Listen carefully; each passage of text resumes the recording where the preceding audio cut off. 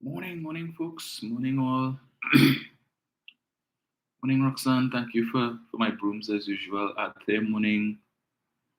Cyril Mayas, morning, sir. Arlene Lewis, morning. J Dimple, 66, morning to you. Neil Francois, always present, morning, sir. Rukmin Gangadine, morning, Rukmin. Felix Hospitalis, morning. Alberta Sampat, morning to you. Irene Colimo, morning. Rude, morning. Bonks Up Central, good morning. Jenny Hubert, Point Kumana Sharon, morning to you. It was good talking to you the other day, albeit that our call got cut off. You know whose fault that was. Lisa Atwater, morning to you. Jacqueline Phillips, Ruben Rogers, John Cato, morning to you guys. Yes, Roxanne, I am. I just jumping on for a short bit this morning. Can't take any calls. I have to be off by 8. I have should I call it a joint funeral or a double funeral to attend? My niece died from a brain tumor 2 Saturdays ago, and then her mom, who was ailing for some time, she unfortunately passed away last Wednesday. So we're having the funeral for both of them this morning. So after being put, it's been by 9:30 for the latest, 9:30. Jefferson Clark, morning to you. Debbie Markey, Kennedy Joseph, morning. See who we have on Facebook. Ruth Frunton, morning. Morning, Carol. Carol Myers, Dion Charles, morning to you.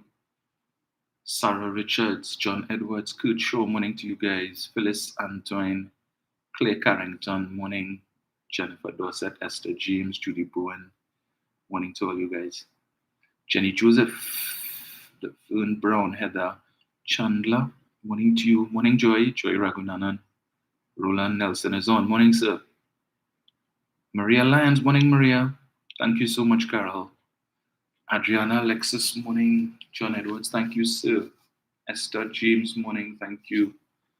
Denise Coggins, Delano James. Thank you to all of you guys. Nicole Caesar, morning. Nicole Winston James, Dave Emmanuel. Morning, all of you guys. Thank you so much. Let's see. Right, so let me jump into this thing one time. Good morning to His Excellency, President of Pleasantville, Nigel O'Connor, and First Lady, Mauricia Keegan, Eva Smith Spivey, morning to you. Thank you all so much. Angie Sherry, morning, Angie. Right, so a lot of things have been happening over the last few days. Well, Sunday was no fault of mine, unfortunately. Tiantec did me dirty. They took the electricity at 7:30, and it didn't come back until well after 4. Yeah, so it was a whole day, no regard. I remember once upon a time when they used to at least give you a heads up. They would pass around the neighborhood to say electricity, they will be doing whatever from such and such time, so you could prepare. Well, it hadn't done that. They actually woke me up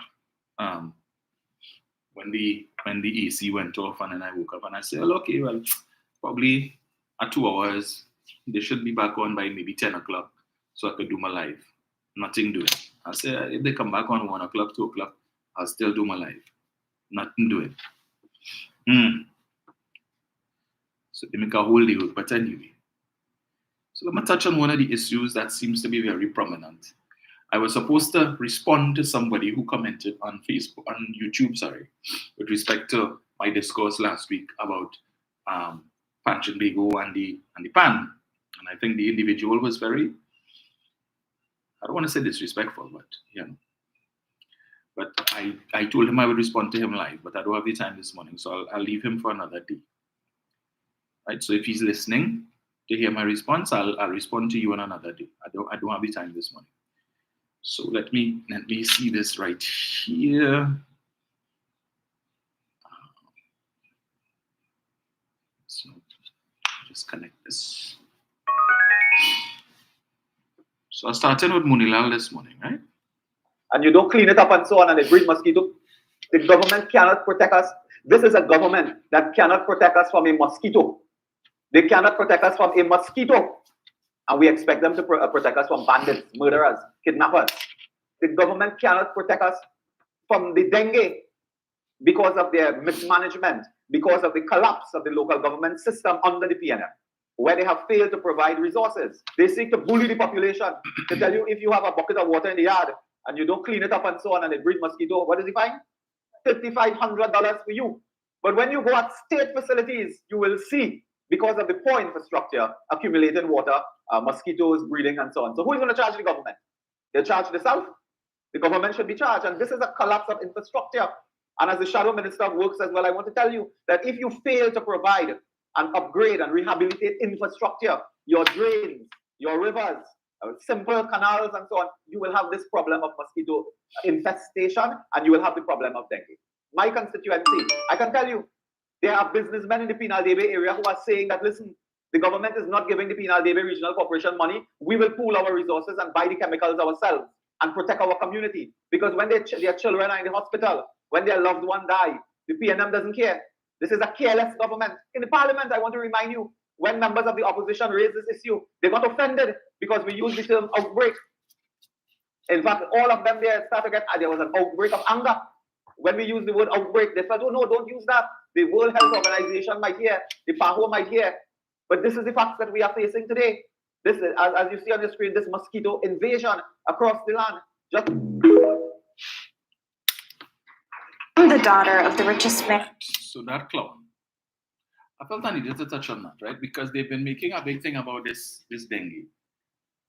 Nothing wrong with that, because yeah, we know the situation, but they're behaving as if this is the first time we hear about dengue, as if this is like 2020 with COVID, something new. The government ain't doing nothing. When you listen to this fool, and it's interesting that the majority of dengue cases reported so far happens to be in constituencies controlled by the UNC, or in constituencies for which the UNC-controlled corporations are responsible, right? So he should answer that. But you know, when it is you point that out to them, the first thing they jump up to say, oh, the government, they're starving the corporation of funds. The corporation are getting no money. But the Mayaro, I think it's the Mayaro Regional Corporation, or one of them, they plan to have some big celebration, right? And based on what I've read, they intend to spend hundreds of thousands of dollars on this celebration. And they have a night where they will be honoring Kamala Persad-Bissessar, and they intend to spend at least $75,000, as is reported, on the festivities just for that night to honor her. Because apparently the government taking taxpayers' money to give them so that they could throw big fete for Kamala Persad-Bissessar to walk on their back. But complaining, we have money. And the government ain't giving the corporation money, so we can't deal with with spraying for the mosquitoes and all kind of thing, and we cannot clean the drains and all of that because they don't have money. But you could find money for that type of folly. Let's get this thing here.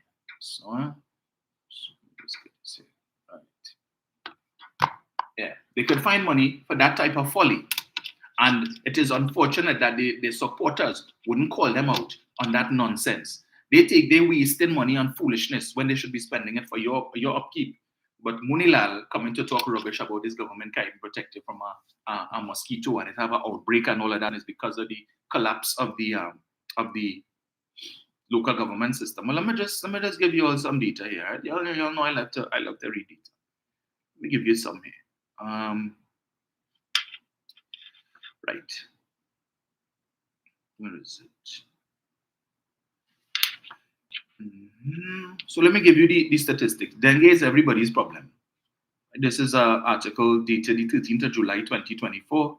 Citations for 31 homeowners ordered to clean surroundings. So Munilal has an issue with the government putting in place a system where if persons are delinquent with respect to cleaning up their premises and instead just choosing to leave containers with water and so on to breed mosquitoes, he have a problem with the government fining them, with the government taking stringent measures to get them to get the act together.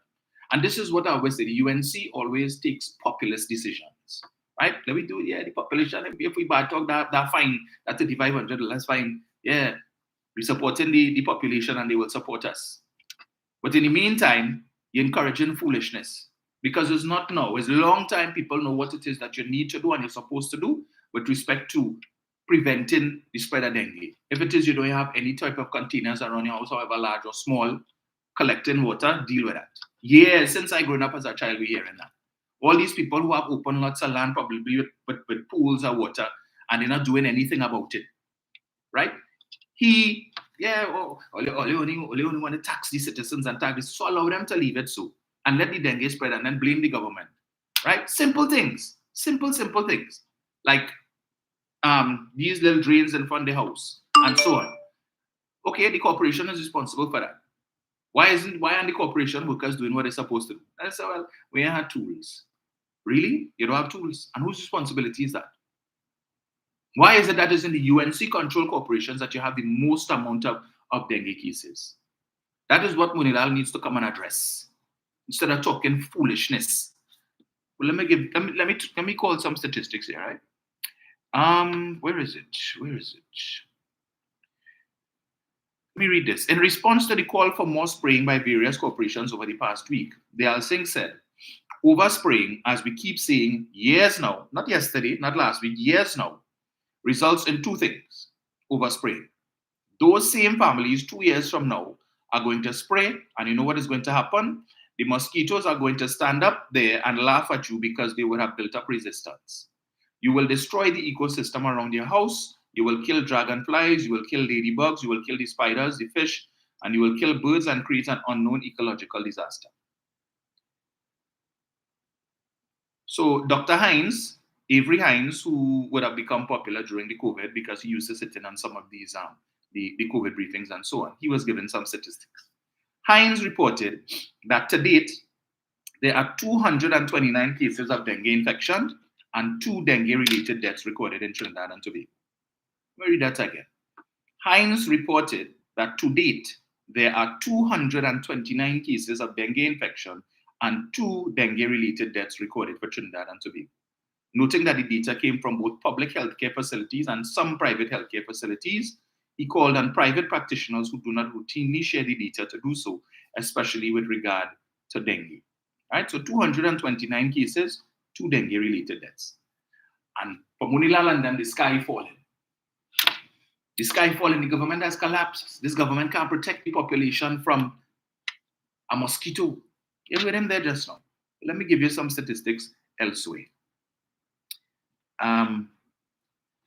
We're dealing here with Barbados, the country that is led by the great Mia Mottley, according to them, the best prime minister in the world. Health Ministry's updates on dengue fever, gastro and respiratory illnesses. Up to the week, well, this is the most recent statistics that I was able to get, right? But it's interesting. Up to the week ending April 6th, 2024, there were 2,915 clinically suspected and 1,059 laboratory confirmed cases of dengue fever in Barbados. Let me read that again. Up to the week ending April 6th, so we're in July, right? So I don't have these statistics for May and June and July so far. This is up to April 2024. Up to the week ending April 6, 2024, there were 2,915 clinically suspected and 1,059 laboratory confirmed cases of dengue fever in Barbados. This compares to the same period in 2023, when there were only 158 suspected cases and 105 confirmed cases. So 1,059 confirmed cases between January to April in Barbados. In Trinidad, we have 229 confirmed between January and the 13th of July. 229 as opposed to 2,915 clinically suspected and 1,059 laboratory confirmed cases in Barbados, right? So that is close to 4,000 cases in Barbados between January to April. Probably surpassed that by now, right? Where the great Mia Mottley is.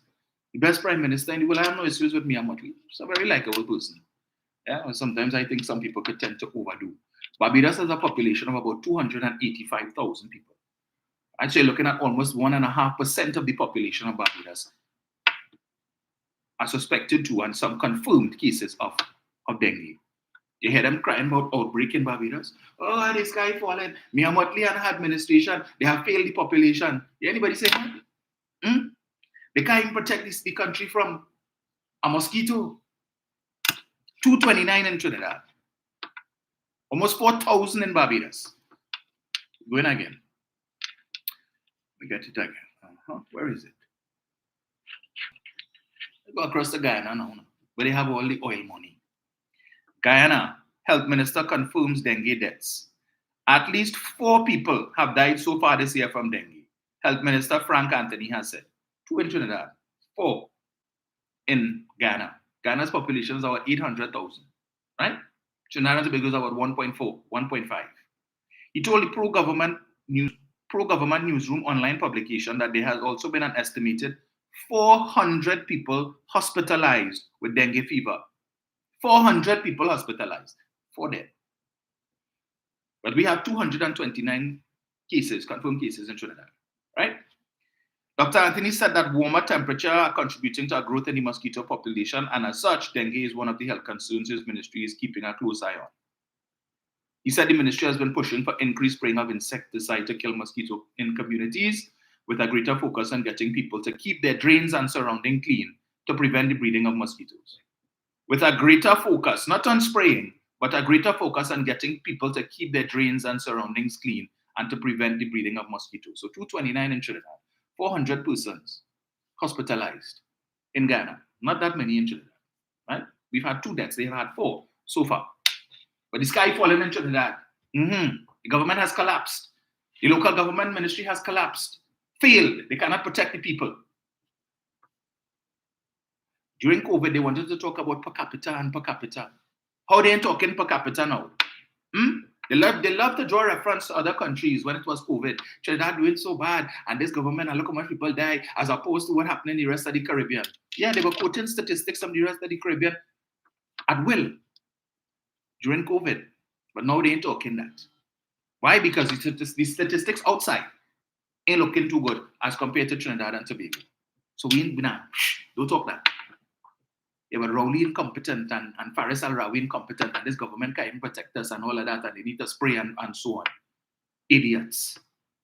Talk to the people in your constituencies who love to have barrels outside and they say, oh, we can't generate water because we ain't getting water, we ain't giving me no water. Cover your barrel. All kind of containers they have. These bottles all over the yard. Mess. Wouldn't clean it. But you wouldn't pull up your constituents. What is it that the other constituencies are doing that your constituents aren't doing? Talk to them instead of coming to talk rubbish about the government. Everything for them is blame the government. Always the government. The citizens don't have a role to play. Nothing. Nothing they have a role to play. So your surroundings in a mess.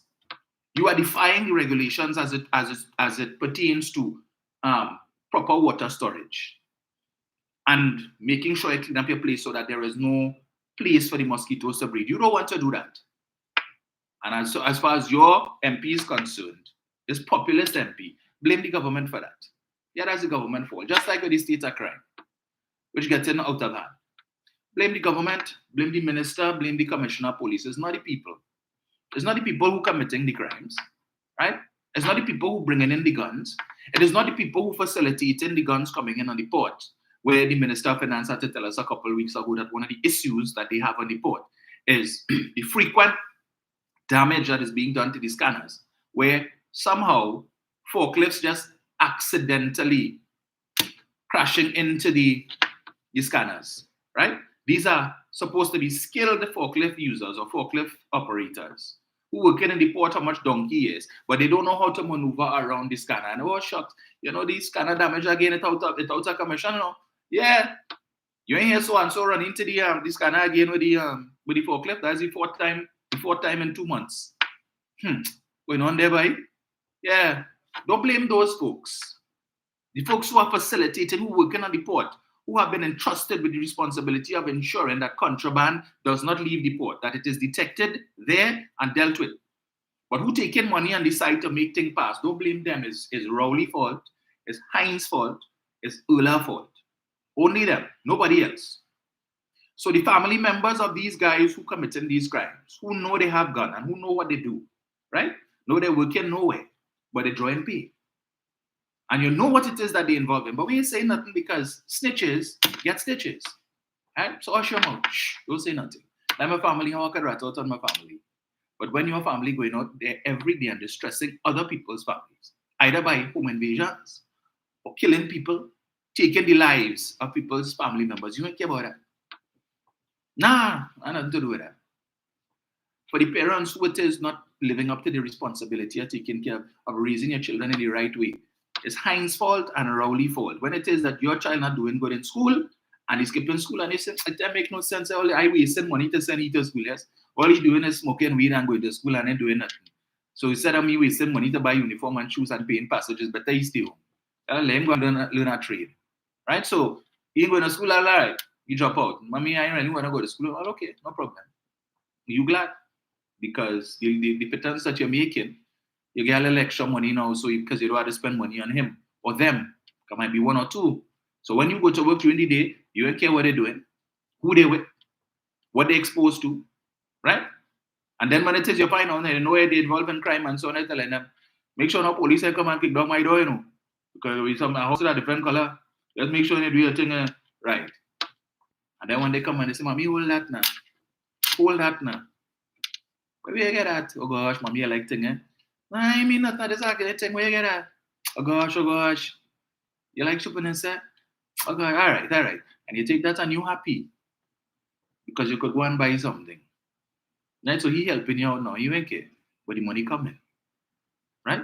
You don't care if you kill somebody for that. If you rob somebody for that. You don't want to know. See no evil, hear no evil. But it's Heinz's fault. And it's Rowley's fault.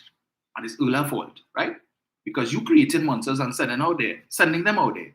And then you creating work now for the police to do as if they don't have enough work. You created more work.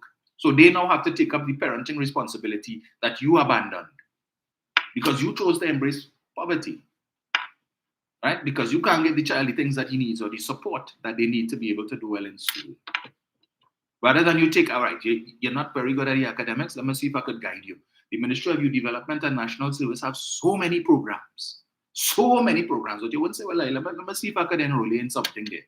Because idle hands is the devil workshop. You're not concerned about that. You're not going to go and find out, inquire, so that at least you could keep your child out of the hands of the criminal. However, right? And nothing for the youth to do. But all them programs. Yesterday, I think, was the deadline for the latest cycle for the Youth and Agriculture Homestead Program, right? Where we saw last week, 150 young persons, the first cohort would have gotten their 2-acre plots and their houses next to come. The $20,000, their farmer's license is on its way, is being processed and so on. We saw that.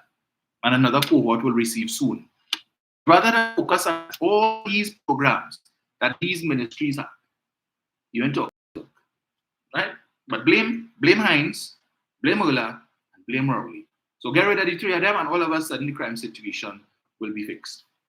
Well, I see like Gary and Kamala on the warpath again because I saw his latest missive, his latest post. As political leader, I wish to voice my concern with comments made by other political leaders as it pertains to the issuance of legal firearms. You know, I can't take with Gary's on that. These broad terms, other political leaders, call them out. There's only one other political leader talking that talk, and you know who it is. But I don't want to offend. Just in case, I need to leave the door open. I don't want to burn any bridges because I still have hopes that they will call me someday for talk so that we could form an alliance. He says the understanding and approach to crime reduction in our country is pivotal in leadership, and as such, I share the following key points. Flawed strategy. Providing firearms to every citizen and police officer as a crime-fighting strategy is deeply flawed and dangerous. Let me repeat that. Flawed strategy. This is Gary Griffith. Latest post put out 17 hours ago. Providing firearms to every citizen and police officer as a crime-fighting strategy is deeply flawed and dangerous. Self-defense, not crime-fighting. The issuance of firearms is meant for self-defense due to the state's inability to protect citizens effectively, not as a crime-fighting tool. Didn't I say that? That when Kamala Persad and the UNC are advocating that the solution is to make it easier for law-abiding citizens to acquire firearms, what you're basically saying is, here what now? If all you put us in office in 2025, we can't fix the crime situation, right? Then we have no plan and we have no policy to reduce the home invasions, to reduce the murders and the other crimes. So you know what? We are going to give you the ability to protect yourself when it happens. So we're going to make it easier for you to get a gun. So when the home invasion happens, because we're not going to stop home invasions, we have no plan, no strategy to stop it. It's going to continue, but we're going to give you a leg up so you could defend yourself when it happens. This is what Gary Griffith is saying here. Providing issuance of firearms is meant for self-defense due to the state's inability to protect citizens effectively, not as a primary crime-fighting tool. So he is calling out the UNC, and you know what's worse? Last year during the local election campaign, when he was with them, when they had their accommodation, their alliance, or whatever it is, many meetings that he was sitting in, when Kamala was talking that, load up the matic, cock it back, knock it on them, and knock it again. And he was sitting in the audience when these things was being said. Did you tell Kamala that was a flawed strategy, Gary? Did you tell her that that is not a crime-fighting tool? That it demonstrates the state's inability to protect citizens effectively? Did you tell her that? All the time when she was saying that, night after night. Load up the matic. When she was playing quoted Prince Swami, what she called him Prince Swami, and all of that, and kill him, and then he was resurrected because he wasn't there. All of that. When they were saying that, stand your ground law, we support stand your ground law. When all of these things were being said and you were in the audience and clapping, Gary, did you talk to Kamala and pull her aside afterwards and say, hey, what now? That's flawed strategy, you know. That ain't making sense, that ain't good. No, you know why? You kept quiet because at the time, it was convenient. Because at the time, that kind of talk roused the audience. Every time she talked that thing about load up the matic, knock it on them, yeah, empty the clip, reload, empty it on them, yeah. The fully done clapping that and ringing bell, toot, yes. And if you see Saddam pumping fist like Donald Trump when he get shot in his head the other day, Saturday, yeah, fight. He wasn't saying nothing. He didn't tell them it was flawed strategy. He didn't write anything almost a year ago to say that that was flawed strategy. No, because that seemed to be resonating with the voters. So let me hush my mouth, right? And if it is good enough to be able to enable us to win the votes, well, I for that. But now, almost a year later, you're coming to tell us that that is flawed strategy. But it wasn't flawed strategy a year ago because it served your purpose. And these are the people who are offering themselves for office.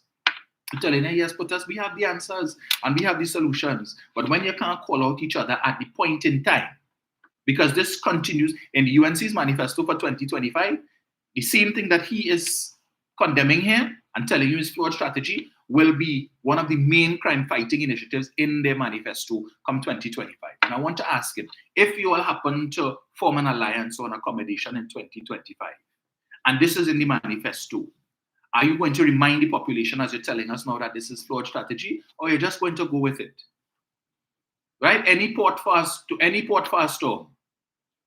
So I will say this, so that when it is the election campaign starts in earnest, that if somehow they happen to come together, because I see this other party, Hope, has written to some of the smaller parties to have conversations about forming an alliance. I think they approached the NTA, they haven't approached PEP, so Philip Alexander vexed because he ain't get no letter. He just reading in these on social media that letters were sent out, right? Communication was made by Hope, but for some reason they're not interested in PEP at the moment, so he vexed, right? So I think Makila Pandey said she hasn't gotten anything yet. I don't know who the other parties are, they probably NTA and whoever.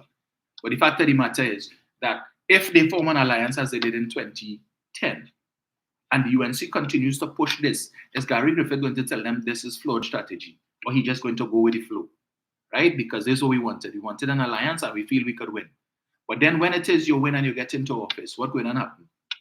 Because they are going to be pushing a strategy that you are now telling us is flawed. So can we expect soon after the election, if all you win, that there's going to be infighting because you think it's flawed strategy? And they are telling you, no, we believe because this is what we promised the people, so we go in with that. Or you're confused. Confused.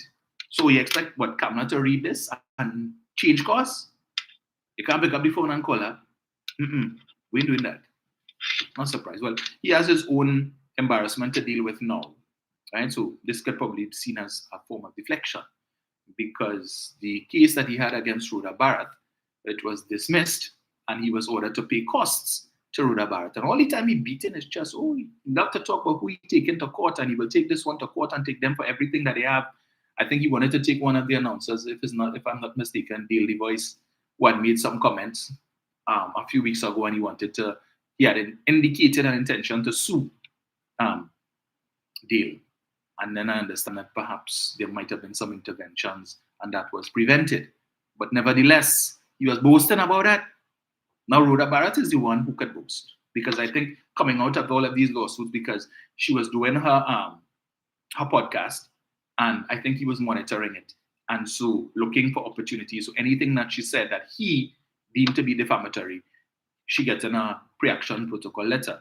And I don't know if that perhaps may have contributed to her going on this extended sabbatical, where all of a sudden she decided, you know what, she's taking a step back. I'm sure that would have contributed to having to deal with all of these, not being able to speak as you want to, practically being muzzled. That you're doing your thing, you're trying to educate the population on why certain people ought not to be in public office. And then all they're doing is looking for, and then the next day or 2 days later, pre-action protocol letter in your waist. So you now have to take the little money you have to hire a lawyer to deal with this matter. Because I think her attorney was Keith Scotland, and I can't remember who the other attorney was. Keith Scotland is senior counsel. Recently received, but nevertheless, for those of us who know Keith Scotland will know he is a top-notch attorney, right? He would have earned his reputation as a top-notch attorney in winning several high-profile cases. So he ain't cheap, whether senior counsel or not. So all of these things have, so at least this time, she don't have to spend that money, so Mr. Griffith has to dip into his pocket. So the hundreds of thousands that he was boasting that he win in other cases, he now has to take it to pay Rhoda Barrett's attorneys. I haven't heard anything yet as to whether or not he's going to appeal, but it may make no sense for him so to do, right? As the judge told him, the commissioner cannot be thin-skinned, because the commissioner is not the only public office holder who is criticized. If Dr. Rowley were to sue everybody who says something about him that he don't like, you know what would happen? He wouldn't have any time to do his job as prime minister, because every Monday morning he would be in the courthouse. He knows that is par for the course. It comes with the job. And what was the issue that he sued Rhoda Barrett for, based on her utterances concerning the death of the two men, Morris and Belcon, who were fingered in the death of Andrea Barrett, right? Their deaths, which the public was talking about. Something that was as it's hot off the press. I didn't really want to use that too. But anyway, that was a topical issue at the time. That one man fall off a chair. And the only person who said that was then Commissioner Gary Griffith. Right? The individual fell off a chair, and then the next thing he did. But when the private autopsy was done, the type of injuries that were itemized by Dr. Daisley, right? There was no way that it's a wonder this man even made it to the hospital alive. When you heard about, and I've been trying to find it, the details. I remember back when that had happened, and the details of the autopsy was published. And at that time, I was still on 91.9 on the morning show, Titans of Democracy. And I wanted to touch on it. Sharon didn't want to touch it with a 100-foot pole. It was so terrible, right? So terrible, the things that were done to this man. And he never addressed, and this is one of the things that the judge pointed out, he never addressed that substantive issue. He sought to make out a case that Rhoda Barrett was blaming him personally for the death of these men, rather than to address the issue of the injuries that both of these men suffered. At the end of the day, they were supposed to be brought to justice and brought before a court of law. Now, at the time, it was framed in such a way that, yes, a lot of the members of the public were supporting that, right? Extrajudicial killings. Because they figured, hey, that's the two men. Yeah, what happened to them? That good. So it never came to court. Even if that was the case that they were the guilty parties, there is a process to deal with that. A process. That process wasn't followed. They didn't even make it to the police station, right? From interrogation to the hospital to the mortuary, to the cemetery. That's how it went. And the point was also made that Mr. Belcon was a US citizen.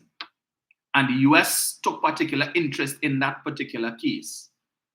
And so when mention was made a few weeks ago by the Minister of Foreign and CARICOM Affairs, Emory Brown, that the US authorities had indicated to them that they would be withdrawing financial support for the TTPS on account of that incident. And Mr. Griffith said, well, we never get money from the US and whatnot and stuff and all of that. But it is there. The US authorities here didn't deny that. But there were certain programs that they were funding and they withheld funding because of that.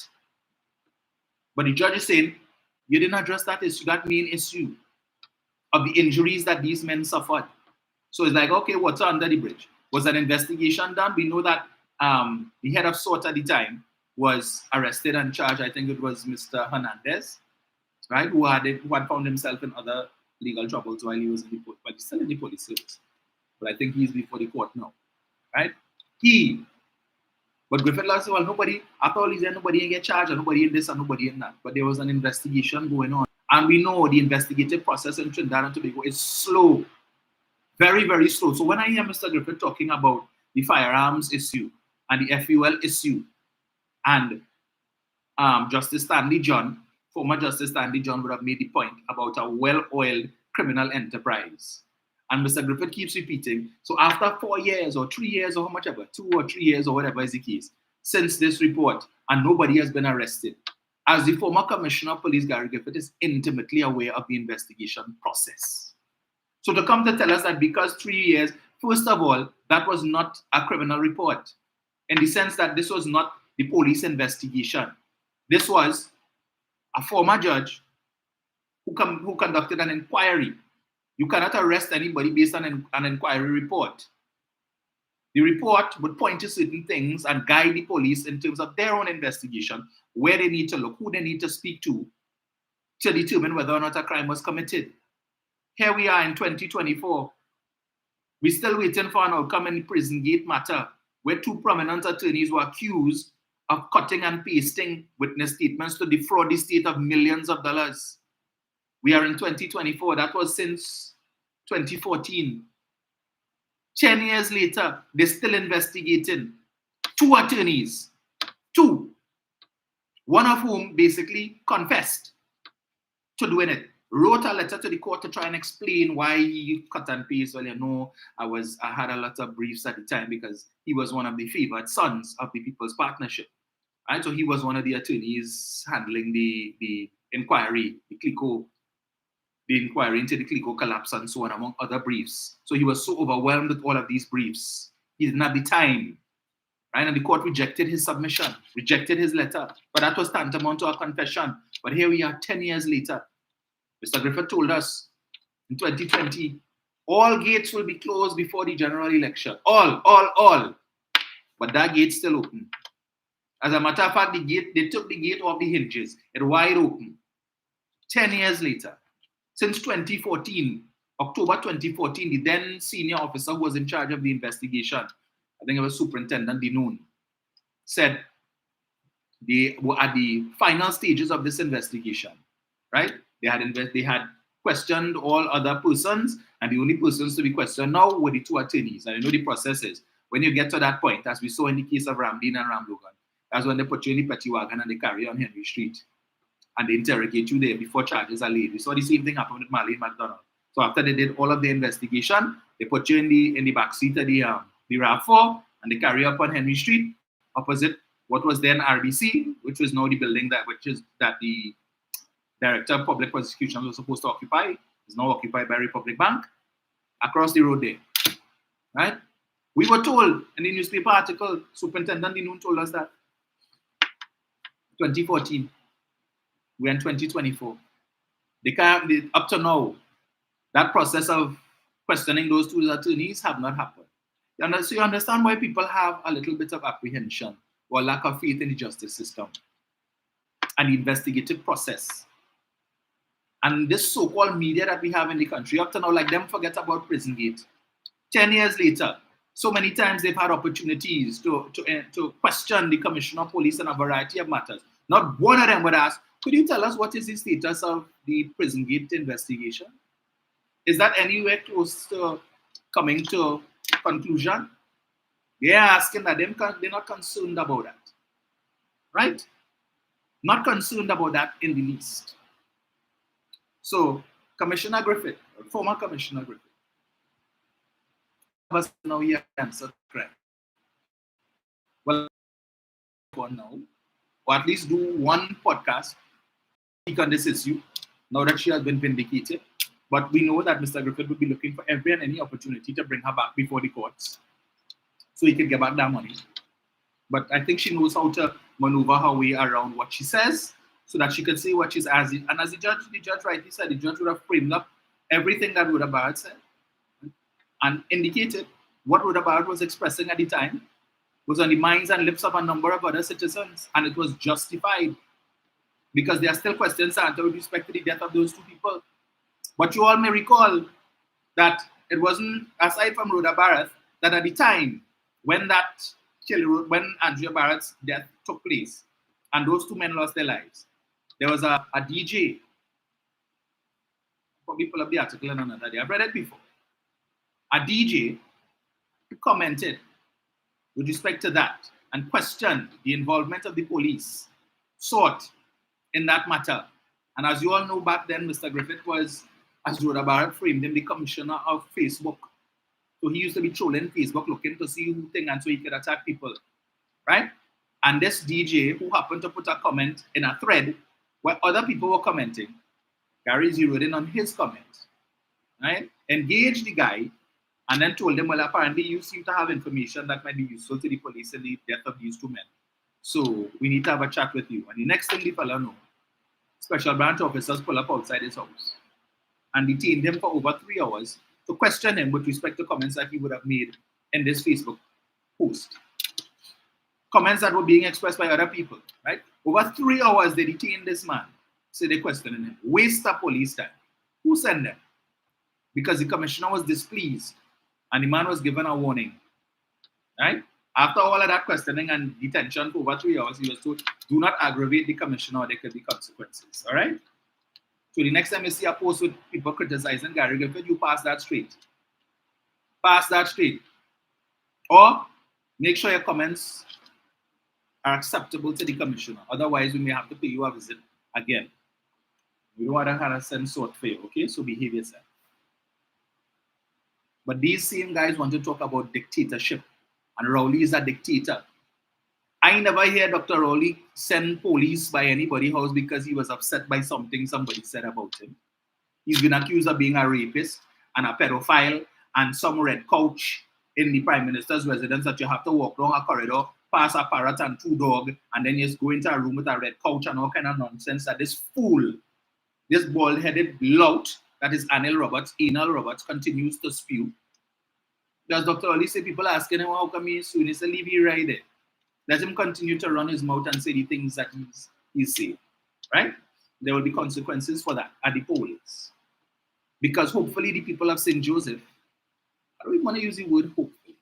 I know the people of St. Joseph have better sense than that. To put an idiot like that to represent them. A man who is uncouth, he has no morals, he has no ethics. He is disgusting. Notice I haven't had too many crave your indulgence days. Because now I would just pop on his page to say, I don't even listen to it anymore. I don't even listen. So I can't even say I'm paying for anything that he said because I don't listen to it. He and David Nakin, that lunatic. But that is what Kamala Prasad Bisesa presents to you. Right? This is 2 potential candidates for 2025. And we know they are not the worst of the lot. The barrel, I can't even say scraping the bottom of the barrel. She go on past that. Yeah, she said, nah, what is happening at the bottom of the barrel? They're still too decent. Let me go down by the lagoon, the swamp, and see what I could find there. That's where she's looking now to get candidates to present to you, the likes of him. Yeah, but put them back in office. And yeah, put them back in office. Let's see, what's the time there? As I said, I had to jump out at 1 o'clock, so apologies that I can't.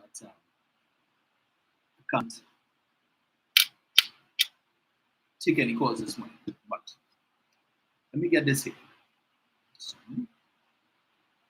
Sorry, Thursday I should be able to do my full thing. But anyway. So let me come back quickly to this issue about Shell taking the final investment decision that they are going to invest in the manatee field, which for all intents and purposes is a very good thing for Trinidad and Tobago, right? Even if you go on Shell's page, Shell would have posted, they would have discussed it, they talked about it, and the prospects that they see going forward for Trinidad and Tobago, not just for the Atlantic LNG, but also for the wider global demand for natural gas. Anybody, the media interviewed Kevin Ramnarine to ask him about that development? Maybe I missed it. Have you all seen any or heard any interviews with Mariano Brown to get his opinion? How about Karen Nunes-Teixeira? You know, the usual suspects who always love to talk whenever it is any bad news with respect to the energy sector. The media quick to run to them for comment. But good news, anybody saw any interviews or read any interviews that the media did with any of the usual suspects? How about David Lee? Anything from him? Any positive comments? Because, you know, every time anything bad, he is always focused on the energy sector. So that the other day when he said talks between BP and the Venezuela, that expressed his concern, and Stuart Young dealt with him comprehensively in the parliament. But have you seen any comments from him? Did he call a press conference to praise the government or to congratulate Shell on this decision? I visited the Facebook pages of David Lee, Kamla Prasad Bisesa, and all the usual suspects now to see if it is they posted this story. Well, as I said, Jayanti blocked me, so I can't see what she posted. But the last time, a few months ago, when it is that the US Treasury Department had indicated that the OFAC license number 44, which allowed for certain entities to do business with Venezuela with respect to the energy sector, that license, which was due to expire in April, would not be renewed on account of the fact that the Maduro administration, though making strides, would have reneged on certain concessions that they would have made with respect to free and fair elections in Venezuela. As a result of that, the license, OFAC license 44, would expire, and therefore any persons or any entities that were doing business with Venezuela and the energy sector under that license would be given 45 days to wind up your operations, right? Otherwise, you would be in contravention of US sanctions with respect to Venezuela. Janti was only too happy to post that on her Facebook page with the caption, "The dragon can dance no more."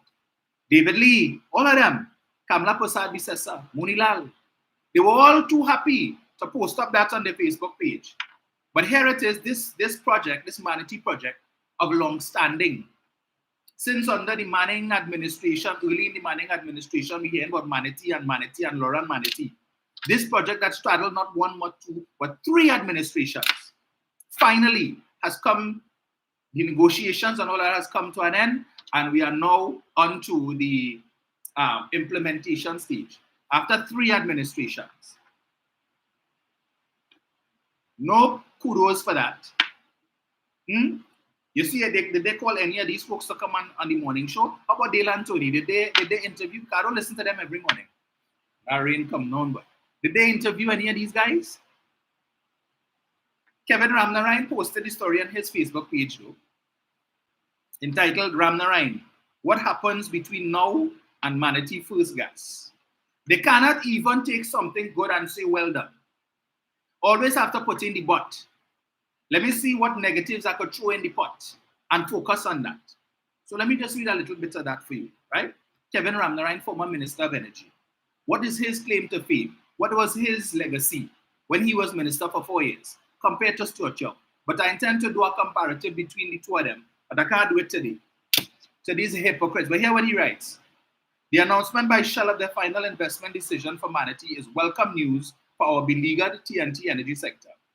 It is also welcome news for the Mayaro Guayagüari community, which has suffered a pellucid decline in recent years on account of a marked decline in upstream activity off the East Coast. Shell has stated that Manatee will achieve first gas in 2027. Interestingly, it did not say when in 2020. Look at the extent to which this clown would go to, right? To pour cold water and pour scorn on this most welcomed development. Look at where he went. Interestingly, it did not say when in 2027. If we were to assume first gas humanity happens in Q3 of 2027, it means this supply is 3 years from now, and it could be more if there is scheduled slippage. The question is, what happens to the supply of natural gas in 2024 to 2027? Forecasts indicate that TNT's natural gas production levels could dip as low as 2.2 billion cubic feet per day by 2027. For 2024, thus far, production levels are struggling at around 2.5 billion cubic feet per day. And Manatee's production at its peak will only get the national production levels back to where it was in 2022. It is for this reason that Shell appropriately described Manatee as backfill for the LNG facility. And for these reasons, it can be surmised that Manatee, while important, will not precipitate an economic boom and must not therefore reduce the thrust towards economic transformation. Are we surprised? Are we surprised that that is where he went? Are we? No, we're not. Because he wouldn't mention the fact that Manatee is just the start of things to come. That the Dragon gas is also being projected to start in 2027, right? Because final negotiations and what is just for, I don't know if it's BP or Shell, I can't remember which one, has to take a final investment decision with respect to that as well, right? So once that comes, you can start on that, and then we still have Loran, we still have the Coquina, and all of these different things. He didn't talk about that, but give the impression that it's only Manatee. And Manatee will not result in the economic boom, because apparently he could tell you what the price of natural gas is going to be in 2027, right? He's a seer man. He has a crystal ball, and he could look into it and tell you. So anything good news, they ain't gonna talk about that. David Lee had nothing to say, no questions to ask. None with respect to that. Waiting. And I saw all of them sit down with their fingers crossed and hoping that Donald Trump wins in November.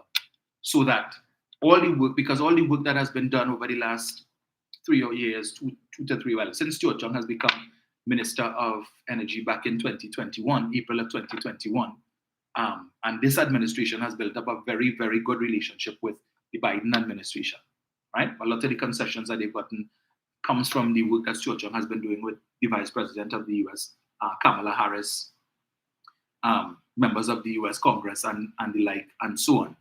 So I sure they sit down and their fingers crossed, because remember, Trump is the boy, man. Just like Guaido was the boy. Where is he today? But they hoping, yeah, Trump win. And therefore, if Trump win, Trump really don't care about his side of the world, right? And we know how Trump feels about Venezuela. Even though when he was president, during the Guaido-Maduro debacle, Trump did indicate that he has a preference for Maduro because Maduro is a strong man. And he likes leaders with gusto, leaders with guts, leaders with cojones, not people who want to come and kowtow to him and so. He don't like that. That doesn't uplift his reputation. Doesn't uplift his ego.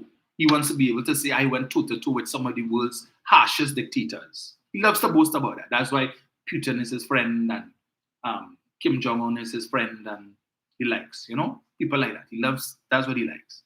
Not yellow-bellied cowards like the leader of the opposition. What Trump could do? Well, yeah, let me go and kiss Trump ring. Like the rest of them, let me line up. Even though the line is about 10 hours long, I will still go and line up to kiss his ring. Because I don't want the 200,000 plus citizens of Trinidad and Tobago who have visas to lose their visas. Yes, because Trinidad is a little dot, an insignificant fly on the wall as compared to the United States of America. And so she too probably hoping that will happen. Because they know, even if Trump doesn't win, and Biden wins a second term, so long as Nicolas Maduro remains in power in Venezuela, he will do no business with that administration. If they win, Kamala Prasad Visesa, because she is on record and members of her party are on record as saying the worst of things about Maduro, the worst of things about his vice president and his administration. They've called him dictator many times. They are on public record. And I am certain Mr. Maduro is well aware of that. So they know if they win office, they could do nothing. There's no advancement there. Right? So it's neither here nor there with them. Neither here nor there with them, but they would prefer if Trump wins in November. And therefore, all the work that Stuart Young would have done over the last 3 years to get us to where we are, much closer than any other administration, that if that happens, and let's say Trump's Treasury Department is not as accommodating as that of Mr. Biden's, and they scuttle that and set that back, then they don't have to take responsibility. They can say, well, it's not our fault, we were willing to pursue, but the US say no. That is what they would prefer, rather than Mr. Biden remains in office, right? They win, God forbid, and Maduro doesn't want to have anything to do with them because of positions that they have taken with respect to supporting Guaido and his house and the ouster of Mr. Maduro and so on. And therefore, they will now have to accept the blame that the Rowley administration would have done so much work to get us to where we are. And because of all your mouth, because all you're so nasty and vindictive and lack diplomacy, now Dragon has to go on hold until you all serve out your 5 corrupt years and the population realizes the mistake that they make in 2025. So we have to wait until 2030 to start the process all over again, right? So understand what is at stake. When it is you go to the polls next year, that the country needs Dragon, we need Lauren, we need Coquina, we need all of these fields. And right now we're in a very good place to be given the opportunity by the Venezuelan authorities to exploit all of these gas fields, all, to monetize the gas and whatever profit sharing arrangement we have with Venezuela, but Trinidad and Tobago will benefit rather than the gas just stays there and doing nothing and nobody benefiting. Venezuela not benefiting, we not benefiting, all that gas there just laying idle. But that is the possibility that you face if you put these people in office, right? Understand, again, what is at stake. But as I said, I will do a comparative between Stuart Chung and Kevin Ramnarine on another day. But one thing Kevin Ramnarine mentioned there, that the Mayaro-Guayagwari community stands to benefit from Manatee, right? You would think that the MP for Mayaro would have spoken to that issue, to highlight it. Probably he knows that in 2027 he will not be the member of parliament for Mayaro, but nevertheless, Rushton Parry continues to show himself to be a grave disappointment. I once had hope for him, but that was in the early days. No more. Let me see here. Where is it? Just one. Let me get this here. That's not.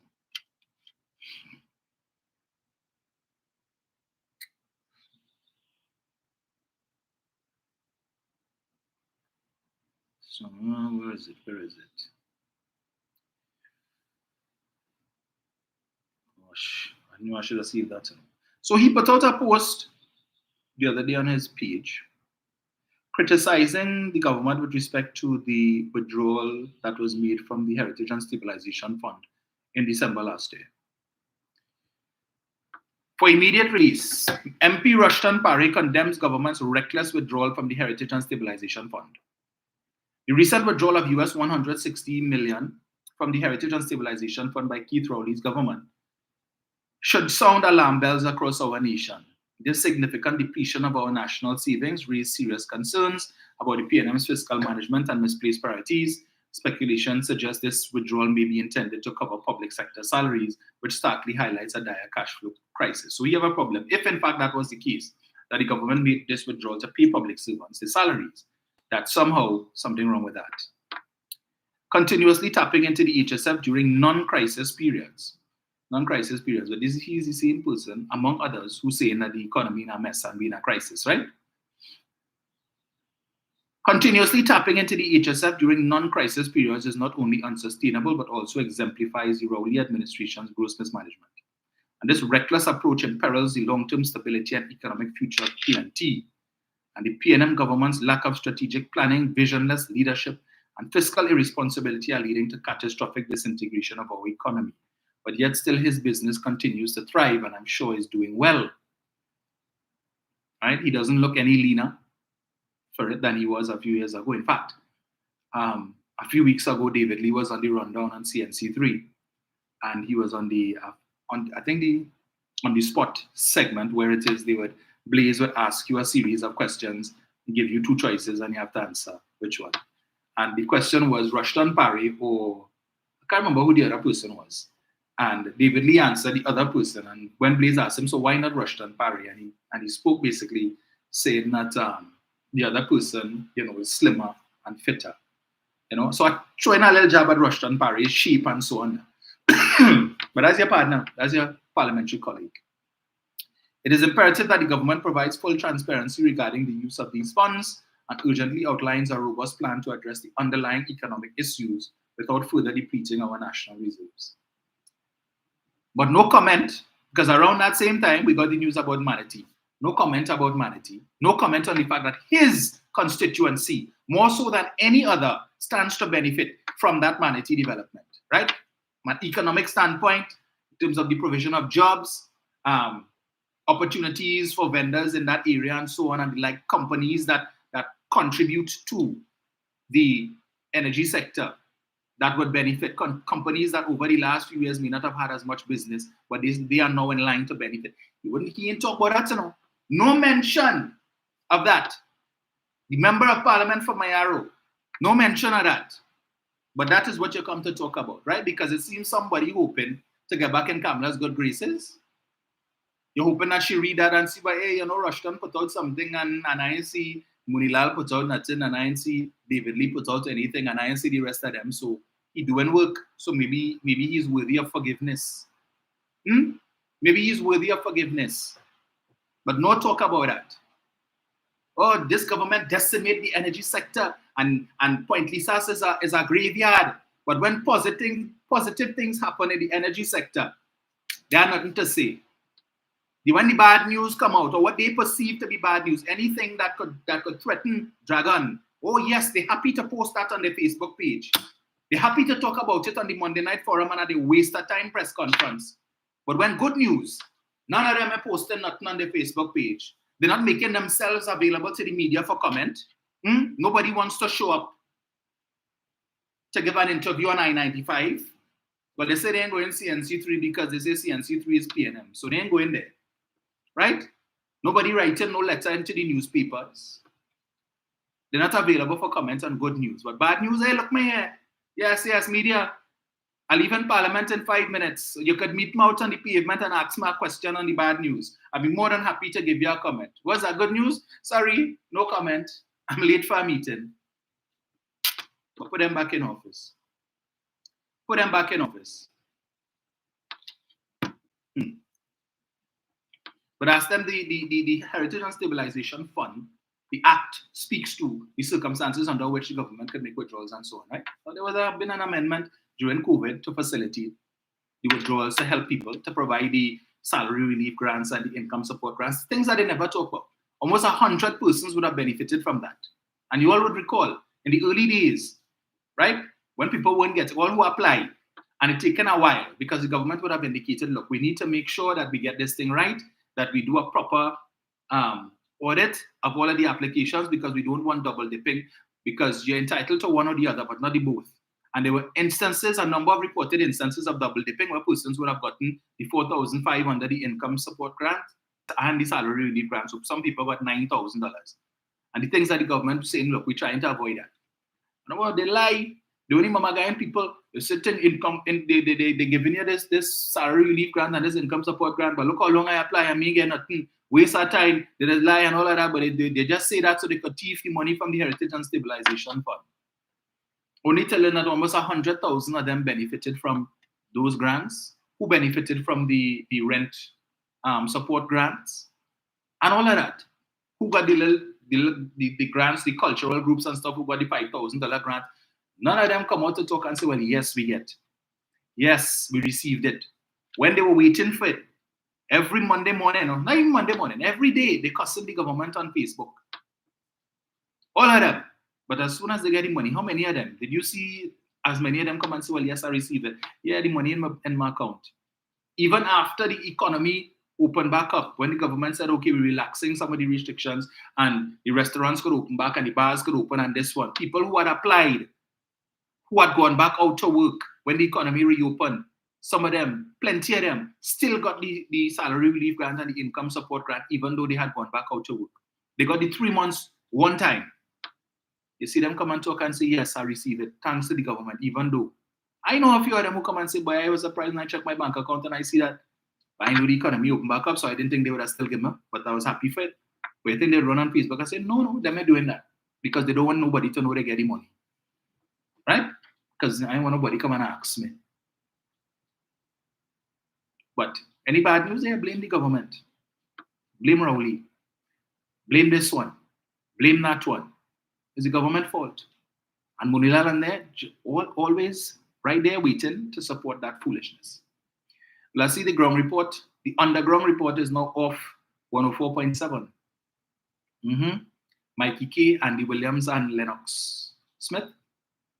Those three clowns who every morning, well, I don't know what Miss Santa Cruz gonna do. Anna Munsami, aka Miss Santa Cruz. She was one of their number one supporters, the number one fans, number one callers. She probably suffering from withdrawal now, lie down and she bed shaking and quivering. You know when it is you're suffering from withdrawal, when it is that you're trying to get off of cocaine or those types of drugs, and they put you in a facility, and you're going through withdrawal and you're lying down in the bed and you're sweating and you're hallucinating. Yeah, well, Anna Munsami, Miss Santa Cruz, and the rest of them, the fully dunce. That was their morning diet. All of them going through withdrawal syndrome, no lie down in the bed, they know what to do. They're biting their nails. Some of them had to come here and listen to me because no more underground report, because apparently certain things that they had said about Junior Sammy some time ago, unfounded lies. Junior Sammy took the backside to court and won the case.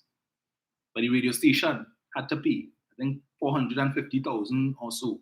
And Amara would have appealed it, and they lost the appeal a few days ago. Lost the appeal. So now they tell them hit the road. It's all your cause we try to find this money to pay. Hit the road, Jack. Don't you come back. So now they're looking for a home. They're just like the UNC, like the littlest hobo. Yeah? Homeless. But I wouldn't be surprised if they find a home in a certain radio station on Maraval Road. Wouldn't be surprised at all if it is that they are picked up. Because see, Mr. Abu Bakr Fuad has a program now on a Tuesday and a Thursday from 6 to 8. Taking up anything and everything. But I can't, anyways, our business, so I can't fault the man for that. You have to do what you have to do. They're paying money. I say to Sharon and them, watch out. Right? Next thing they tell all you had to come 3 o'clock in the morning. From 3 to 5, Sharon and Bruce, and then from 5 to or 6, or they tell all they come from 3 to 6. Yeah? And then from 6 to 9, you put them. Wouldn't be surprised in the least. So you get it in the morning, and then you get it in the evening from 4 to 7. Well, do. And in between, again, you get a little thing from Google, right? And whoever it is, Dale could do. But I don't know if Dale is fish or fowl, because sometimes, yeah, sometimes I don't know. But just understand that more and more on a daily basis, that radio station is becoming more pro-UNC. I don't know, they didn't have the Monday Night Forum last night. I don't know that. I checked on their Facebook, on the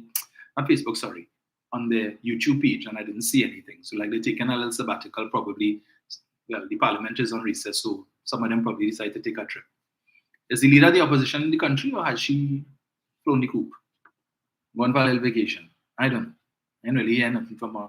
These days, check her Facebook page. I didn't really see nothing of worth or substance. Right? But Sarah says he's on right now. The program going right now. Nobody listening. That's what. So I listened to a little bit for the first time. I wasn't aware that he was on the radio station, but I think last week Thursday, I wasn't on, as you all would know, and I was making my way to Porterspin, and I happened to turn on 91.9, and I heard him, and he made certain statements, and Barataria was the first caller, took him to task with respect to that when he said something to the effect that, based on what he said, that, and then the liar is going to call in just now. We know who he was speaking about when he said the liars. But I listened to this guy and I'm saying, some years ago when I debated him on 91.9, Mariam Abdullah at the time, she had a program in the night, and she invited the two of us to come and have a debate. He was NNV and I was speaking for the ILP at the time. And, I had to point out to him the hypocrisy in some of the things that he was saying when we know what it is that his father did right? Things that, so when he's talking about persons who losing their lives and they're hearing the cries of their children and the cries of their parents and the cries of their spouses, and I had to ask him, the policeman who got killed when your father did what he did, what were the cries of his mother and his father and his siblings? Leo Devines, what about the cries of his family? And all the other persons who were terrorized and who lost their lives in the 1990 coup? Did your father care about the cries of their families? Did they? He says, well, let us buy something to the effect that he is not his father and blah, blah, blah, whatever. He's not really a topic. But anyway, Cynthia says she totally switched off on Tuesdays and Thursdays. I mean, any port for a storm with Iowa, is anything you got to take by? Anything? Anyway, right? It's already 10 to 8, and as I said, I have to jump off at 8. But I just wanted to touch briefly on those something. I see the Ministry of Youth Development and National Service has yet another new program. I mean, I have to hand it to Foster Cummins and the government. That ministry is I think one of the, you would have, normally a ministry like that would not be considered a high profile ministry, right? The ministries that you would normally consider to be high profile and the one that people would most likely run down if you get the opportunity to be a minister: finance, works and transport, education, public utilities. These are what are considered to be high profile ministries. And then you have the others that are in the background that you don't really hear much about. But I have to hand it to Foster Cummins and by extension the government. They have turned that ministry into a high profile ministry, right? But all of these programs, not just for young people between 18 to 35, they've understood and they've heard the cries of some persons who are saying, so what about persons over the age of 35? Nothing for them. And they're putting things in place now that I think there are some programs that are available to persons who are as old as 60 years old. And it seems they're constantly looking for ways to reinvent some of the programs. So if it is that they improve on what it is that they currently have, but I don't know if they have a team in place that their specific is to just every day or every week see what new program we could come up with. So if there are any gaps anywhere, there is no anything that you want to get involved in. It seems there are programs in this ministry that is available for you, and you get paid your stipend. But at the end of the day, you come out with a skill that you could use to make a lot of money. I mean, if I wasn't afraid of heights, I might have gone and try my hand at that crane operating course. Much money you could make there. And even if it's not in Trinidad, this is a skill that you could use outside, that you could probably go to the US or something and get a job doing that and send money back home to your loved ones. They make it seem as if sometimes as if going abroad is something bad. Going abroad to work is something bad. There are certain fields that are saturated in Trinidad, and if you could get the work outside, then nothing wrong with that. That is what Singapore does. Singapore educates their population so that a lot of them could go abroad and get big jobs in companies like Google and Facebook, Meta, and Microsoft and all of these things, so they could earn foreign exchange to send back home to Singapore.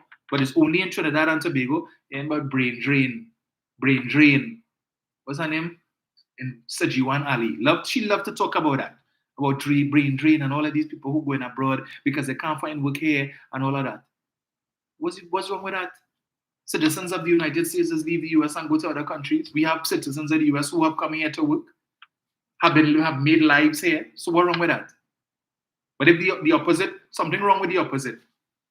Citizens of Trinidad going abroad is something bad for the country. I mean, come on now, is every little thing only going to criticize the government for? But in my last few minutes, I just want to touch quickly on something outside. But I could tie it into locally as well. The media in Trinidad and Tobago. Not just the media, journalism on whole. If you look at what is happening now in the US, it clearly demonstrates the power that the media has, that journalists have, right? And it is not to be underestimated and taken for granted. Since the debate between Donald Trump and Joe Biden, right? For the 2 weeks after that, all the media talking about is Joe Biden's mental acuity and Joe Biden's age Joe Biden's health, and can Joe Biden do is he able to govern the country for another 4 years? And that is all they have been talking about constantly for the past 2 weeks, day in, day out. Every program that they have, they inviting the same guests to come and repeat the same thing and telling you how many Democrats have now come forward and are asking Joe Biden to step aside and allow another candidate to run, and you still have time and all of that. Even the most high profile of people they want to interview, right? That's all they're doing for the last 2 weeks, making it seem as if this situation is so bad and Joe Biden had to go and all of that. Saturday, attempted assassination attempt on Donald Trump, right? And then yesterday, you had Florida Judge Eileen Cannon, I think is her name, who dismissed, I think, 30 of the indictments against Donald Trump with respect to the classified documents, which was deemed to be one of the most solid cases that they had against him in terms of the evidence and so on. And there was thought that the Republican Party and officials in the Republican Party were concerned about that particular case because they had recordings of him, of Donald Trump, showing documents to persons who were not authorized to see such documents. And so this is after he left office as president. All of a sudden now that's what they're talking about. So they no longer Joe Biden's mental acuity and his health and his age that dominated the news cycle for the last 2 weeks. That's not important anymore. So we're talking about the assassination and the shortcomings of the Secret Service and the FBI investigating, and Congress wants to open an investigation. And now we're hearing about Judge Eileen Cannon and stuff and her bias and all of these different things and the implications that could have for other cases that involved special counsel and all of that. So that's all they're talking about, right? Since Saturday, assassination attempt and all that. And now the Republican convention, national convention has taken place. So Joe Biden and his mental acuity take a backseat. But the amount of damage that the US media has done, right, to Joe Biden and possibly to his campaign over the last 2 weeks, focusing on that. And they gave Donald Trump a get out of jail free card with respect to all of the lies that he would have told during the debate. They didn't focus on that, you know. But the concern about Joe Biden's mental acuity. And they keep talking about that. The polls say, and this and that. And the issue that I have with that is that if Donald Trump truly believes some of the things that he said in that debate, then you should be concerned about his mental acuity. Because if the facts would show that these things are lies, but he believes that it is true, his mental acuity needs to come into focus. But the media talk about that for 2 weeks, and Donald Trump and hold a rally, you hear nothing about him. So he just rock back and allow the media to roast Joe Biden. And I'm just showing you the power that the media has. And the same thing in Trinidad, right? They will focus on how much murder has taken place and what the government not doing and what the commissioner not doing and the Minister of National Security, and run a story about how Fitzgerald Hines is the longest serving Minister of National Security in a decade and all kind of thing and whatnot. And they will talk about that and focus on that and create a narrative as if, and not present the totality of facts that the people should consider.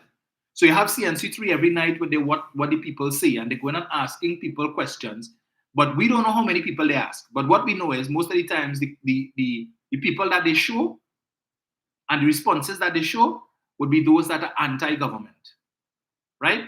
TV6 will sometimes ask questions. Well, fortunately, the people have sense who would call in, and sometimes the outcome of the poll is not what they would have liked. When you listen to Dale and Tony in the morning, and I'm surprised, these two men who are supposed to be consummate professionals when it comes to journalism, they've been around since King Hatchet was a hammer, right? But sometimes they discuss topics and then people call in and ask them certain questions and they don't know. And I'm saying, how could you not know the answer to that? When the information is out there, the information is in the press. You all are part of a group that has a newspaper that would have published this information. And then people calling in on your program and asking questions or making certain comments, and you all don't know. And you're supposed to be what's the tagline? The most influential name in talk radio. But you have two hosts who are supposed to be bright and know everything. And I'm amazed at the number of times when they don't have a clue about certain things that are happening in the country with respect to current affairs. And I just sit in my car and listen, and I'm like, nah, well, it can't be serious. How can you have a conversation and you are not seized of the information to be able to engage people when they call in? or people will comment and say things that is incorrect, and you are not in a position to correct them because you don't know. But you're boasting the most influential name in talk radio, right? The best morning show it has, and everybody come listen to Dale and Tony. And when it is that people say things that you don't agree with, is poppycock and who is sycophant and all kind of thing. That is how you're supposed to carry on a morning show.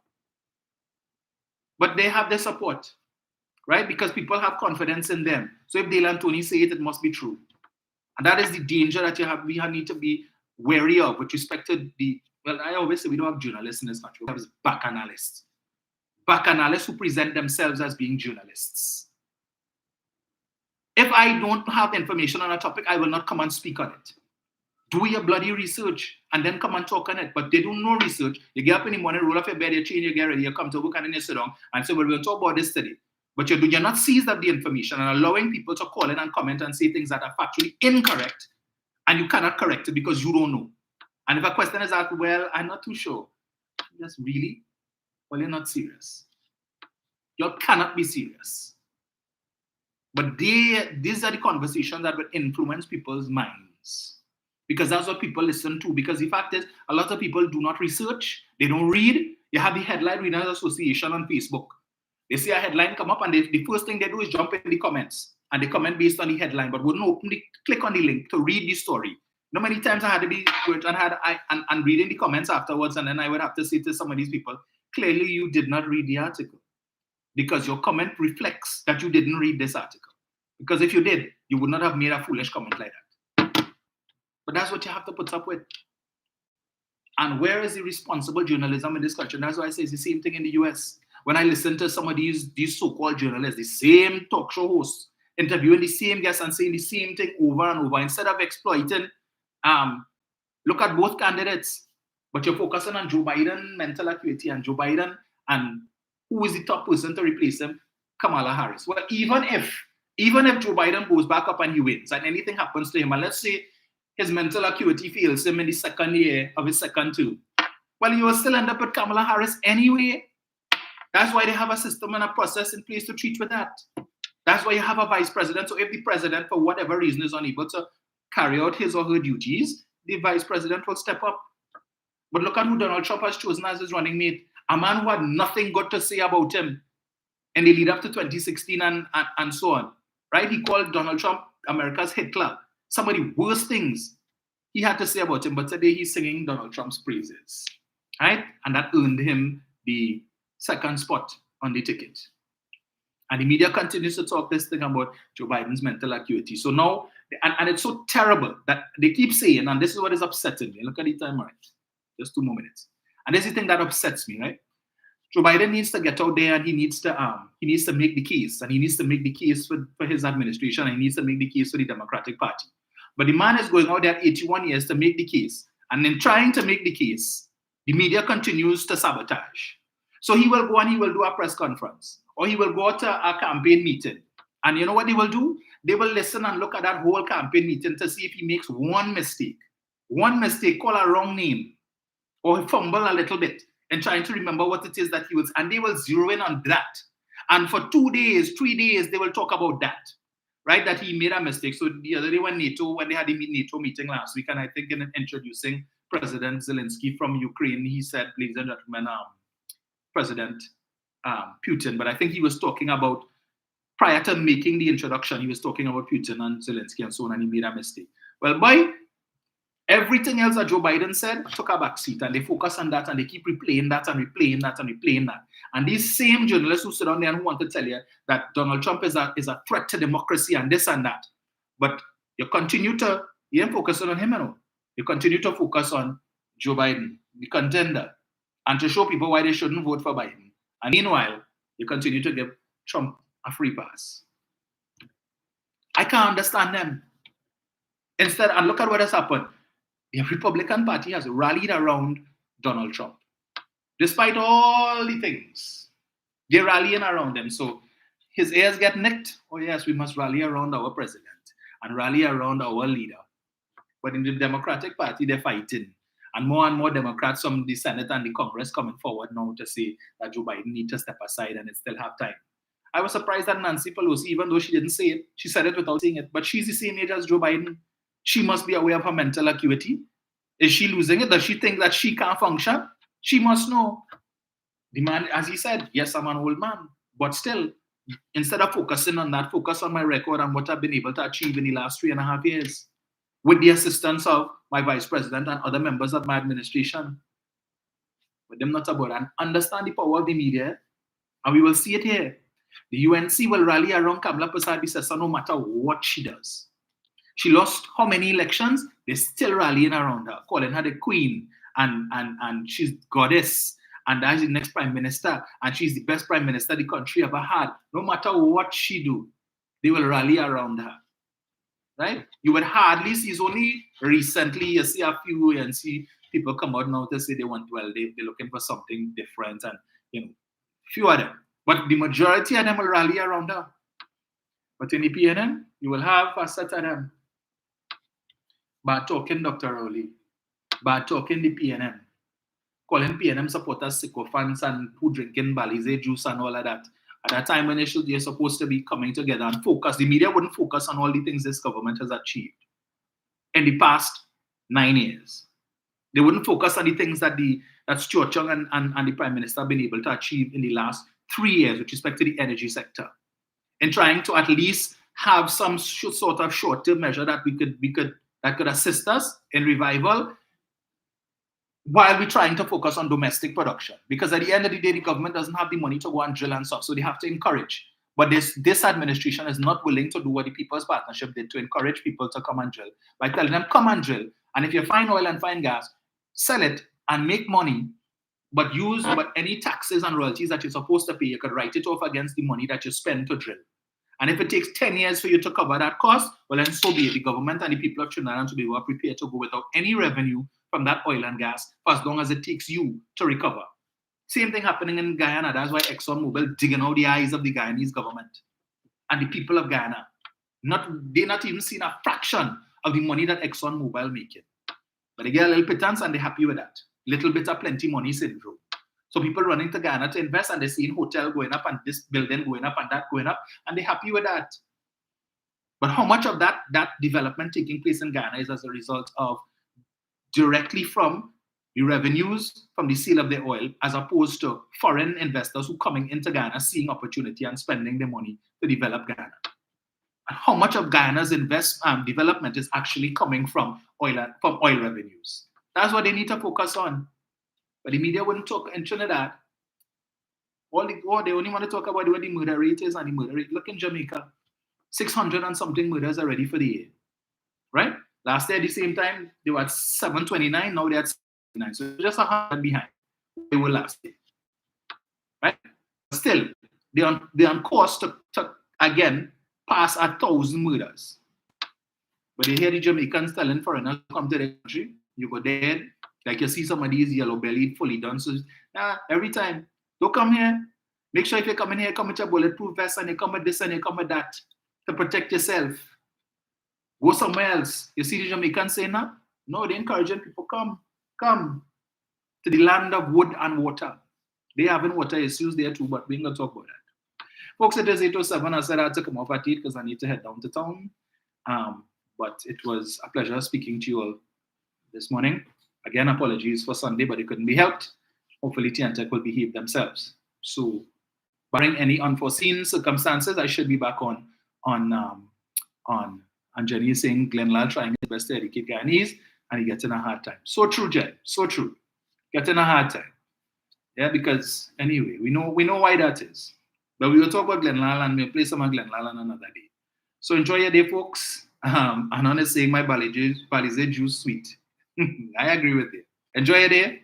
Supposed to be a rainy day, folks. So keep safe, keep dry, make it a productive one, as I always say. And God's willing, we will chat again on Thursday morning when I should be able to do my full time and take calls and everything. Right? So, but I just needed to get some of that out of the way because I have a lot of other stuff to talk about on Thursday and on the weekend. Yeah. So Agnes Mondesir, Winston Jack, Andrea Innes, Phyllis Antoine, Wilma Young, all of you guys, have a good day. Yeah. And I will convey your condolences to my family members when I see them shortly. Yeah. So we'll chat on Tuesday.